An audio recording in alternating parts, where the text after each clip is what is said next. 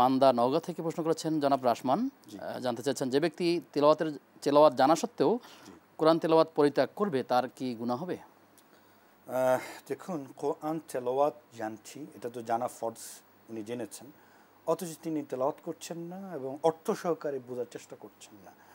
তো নবী সাল্লাল্লাহু আলাইহি ওয়াসাল্লাম বলেছেন, যে কোরআন তেলাওয়াত করে না, কোরআনের সাথে সম্পর্ক রাখে না, এটা হচ্ছে বিরান বাড়ির মতো, অর্থাৎ শূন্য খাঁচা। যেখানে বিরান বাড়িতে কী হয়, ছাড়া বাড়িতে কী হয়, পোকামাকড়, সাপ, বিচ্ছু, নানান রকম বাসা বাঁধে, ঠিক তেমনই হয় তার ক্ষেত্রে। অর্থাৎ কোরআনের পঠন জানা সত্ত্বেও অথচ উনি কোরআন থেকে দূরে আছেন, এটা একজন মুসলমানের জন্য কখনো উচিত নয়। উচিত হচ্ছে যিনি কোরআন পঠন, তাকে জানা যেরকম আবশ্যিক, ঠিক জানার সাথে সাথে নিয়মিতভাবে কোরআনের সাথে তাআল্লুক রাখা, কোরআনের পঠন পাঠনে নিজেকে ব্যস্ত রাখা, নিজেকে একটা নির্দিষ্ট সময়ে কোরআনের জন্য ব্যয় করা, এটাও আবশ্যক একজন মুসলমান হিসেবে। হ্যাঁ, তো আশা করছি আমাদের যে ভাই এই প্রশ্ন করেছেন, যেহেতু তিনি কোরআনের তেলাওয়াত যিনি জানেন বিশুদ্ধভাবে, কোরআন তিনি কখনো পড়তে না পারলে তারা হয়তো শুনবেন, কিন্তু একবার না শুনলে সে তো ভুলেও যাবেন।